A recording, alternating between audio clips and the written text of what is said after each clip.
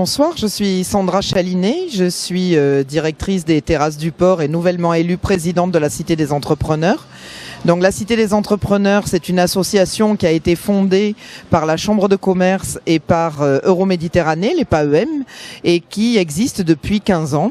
Elle regroupe 250 entreprises, donc ça représente à peu près 14 000 salariés, et elle a pour vocation essentielle de promouvoir, de dynamiser et de rassembler les entreprises qui se trouvent sur le périmètre d'Euroméditerranée, donc Euroméditerranée 1 et bien sûr maintenant Euroméditerranée 2.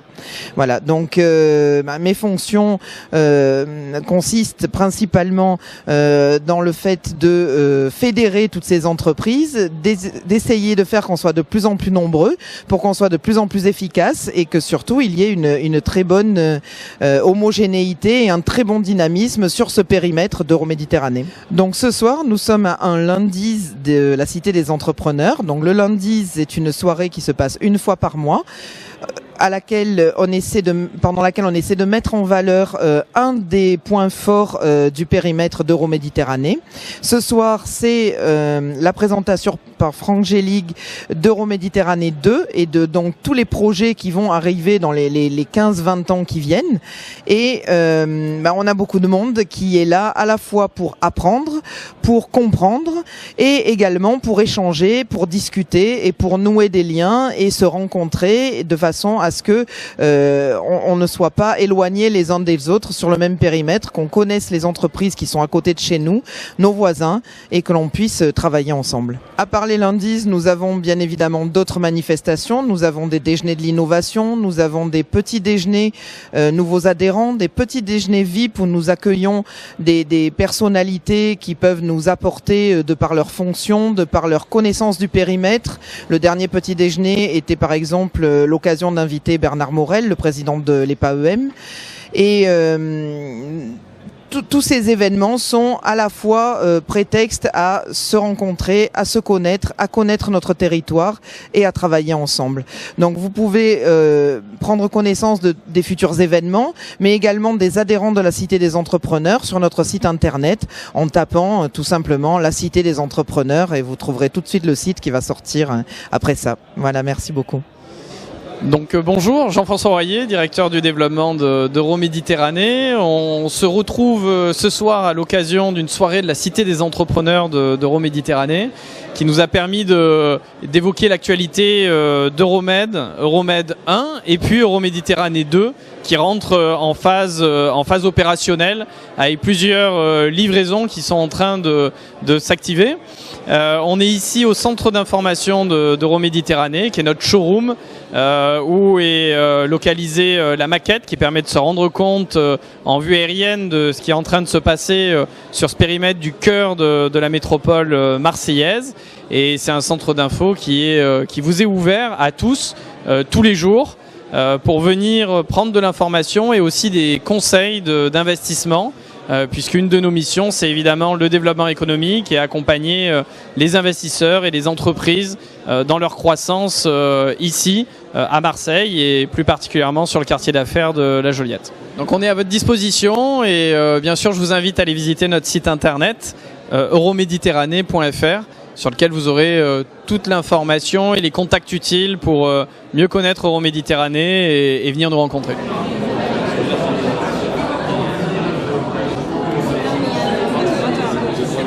Je vais vous demander un petit peu de silence pour commencer cette soirée où vous êtes venus en grand nombre, ce qui me ravit, et je pense Euroméditerranée aussi, parce que ça veut dire qu'Euromed 2 intéresse beaucoup de monde. Donc, Euroméditerranée 1, c'est quasiment fini. Euromed 2, ça commence. Beaucoup de beaux projets dont va nous parler Franck Gélig, qui est le directeur de l'urbanisme et de l'architecture et en charge de l'écocité au sein d'Euroméditerranée. Je voulais tout d'abord vous parler des prochains événements. Donc le 21 avril, nous aurons un déjeuner de l'innovation avec Prime Home. Donc ceux qui sont intéressés sont priés de se rapprocher de Valérie Martin pour s'inscrire.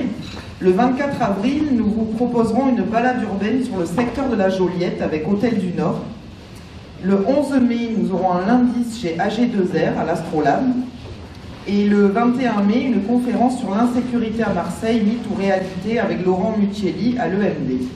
Donc, une fois ces annonces du prochain agenda faites, je vais laisser la parole à François Ramiz. Donc, François Ramiz, beaucoup d'entre vous le connaissent, c'est le président de Caponor. On a maintenant une vraie relation entre Caponor et la Cité des Entrepreneurs, puisque François a été à la dernière Assemblée Générale élu administrateur de la Cité des Entrepreneurs, et moi la semaine dernière j'ai été élue administratrice de Caponor.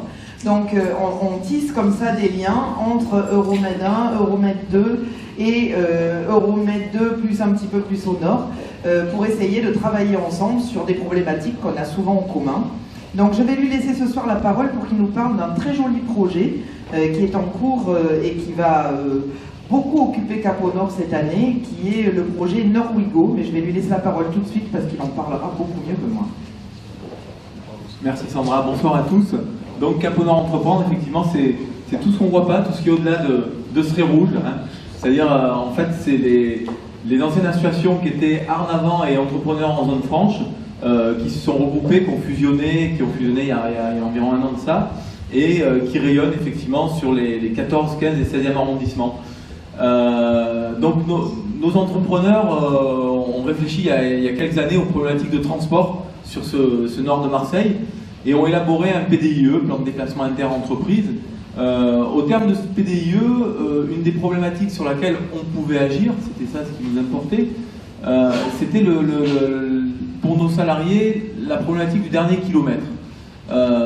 Donc sachant qu'au-delà de ça, toutes les AOT étaient quand même nettement plus complexes à faire bouger. Hein. Ok, on va faire de l'influence au travers de la métropole, ou bien au travers de nos élus locaux.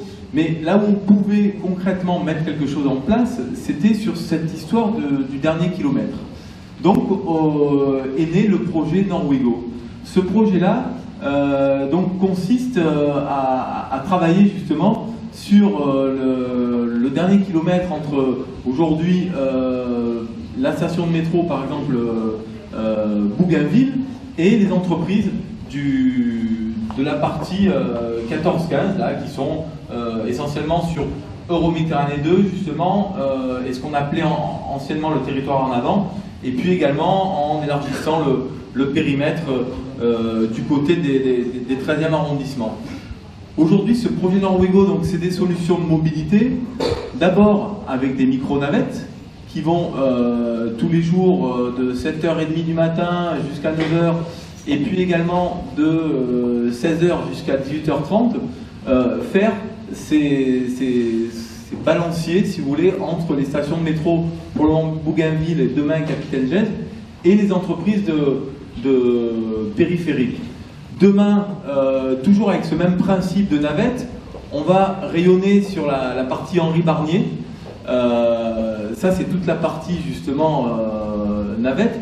Mais à côté de ça, on a également une offre sur tout ce qui est covoiturage, et on va mettre en place sur notre plateforme web, ou plutôt sur notre site web, une plateforme de covoiturage. Voilà, donc je vais passer la parole à Franck Gélic parce qu'il a beaucoup de choses à nous dire. Donc il m'a dit qu'il allait faire ça de façon très très dynamique pour qu'on puisse quand même échanger après. Mais je sais qu'il va le faire avec beaucoup de passion, donc je lui laisse la parole très volontiers. Voir ce qu'il est devenu aujourd'hui, et je pense qu'on peut avoir la même ambition pour l'extension. C'est aussi pour ça que nous sommes engagés dans ce plus au nord aujourd'hui. Cette partie de l'extension qui est au nord de ce pointillé rouge, 480 hectares en totalité, un établissement public porté par l'État avec l'ensemble des collectivités locales, et puis une écocité depuis 2009. Un ensemble de données très générales depuis 1995 et à l'horizon 2030. Vous voyez qu'on est quand même sur des chiffres et des quantités en matière d'accueil de logement, de création d'emplois et d'investissement, de retombées économiques sur le secteur qui sont considérables pour la deuxième ville de France et qui en font des accélérateurs principaux de la dynamique métropolitaine. Un ensemble d'acteurs qui ont fait confiance à l'opération, que nous avons été chercher pour souvent, que nous avons accompagnés dans leur implantation, ou qui sont tout simplement issus du territoire et que nous essayons de fédérer, bien sûr, à avec vous ce soir. Euroméditerranée, c'est aussi un site, je pense que c'est un des plus beaux sites du monde, il faut le reconnaître, même si nous ne sommes pas l'intégralité du territoire. On a une vue depuis les stacks, une vue depuis la gare Saint-Charles, qui est à votre extrême droite, hein, nous sommes au-dessus de Belzins, avec en perspective donc le nord et la tour CMA, et puis le contrepoint. Nous sommes ici au-dessus de Cap Pinède, avec le port, et puis à votre gauche tout de suite les grands réservoirs et le marché aux puces. Donc un territoire très vaste. Une écocité, c'est quoi? C'est un projet qui a été labellisé en 2009 par l'État pour, je dirais, son ambition et les vertus en matière de développement durable qui étaient les siennes. Et nous avons, nous, sur Euroméditerranée, proposé de réfléchir à la question méditerranéenne qui nous paraissait assez significative et jusqu'à présent ignorée par les grands mouvements du développement durable dans le monde, qui étaient plutôt, on va dire, basés sur des référentiels d'Europe du Nord, avec donc des climats, une culture, une économie bien différente de celle que nous connaissons ici. Et donc d'où l'idée de proposer un modèle un petit peu différent et de l'expérimenter sur le territoire qui est le nôtre. Alors un certain nombre de grandes structures nous ont fait confiance. Alors je vous ai parlé du label Écocité national, mais nous faisons partie d'Advancity, qui est le pôle de compétitivité vie durable en France, de Vivapolis, qui est la marque française du savoir-faire à l'export. Nous sommes partenaires du CMI à Marseille, avec l'ensemble des partenaires grands bailleurs internationaux que sont la Banque mondiale, la Caisse des dépôts, l'AFD, la BEI. Nous sommes aussi partenaires de l'Avitem, de CatMed, et nous avons actuellement, toujours dans cette idée d'exporter notre savoir-faire en la matière, l'idée d'installer l'Institut méditerranéen de la ville durable, à le rapprochement des écoles d'architecture, d'urbanisme et de l'école du paysage sur notre territoire à Saint-Charles, et puis l'idée de créer une cité de la coopération internationale par le rapprochement d'un certain nombre de structures existantes sur le périmètre et d'en faire un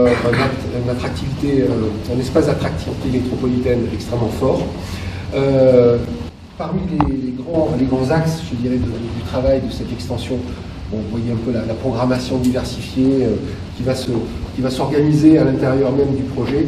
On remaille entièrement tout le territoire avec de nouvelles rues qui sont créées, vu qu'aujourd'hui, ce territoire est très peu innervé et essentiellement marqué par des axes nord-sud, hein, on ne le traverse pas, et donc cette progression des transports collectifs qui ne doit pas s'arrêter justement sur Capitaine Gèze, mais on ambitionne bien le prolongement beaucoup plus au nord, vers Saint-Antoine notamment.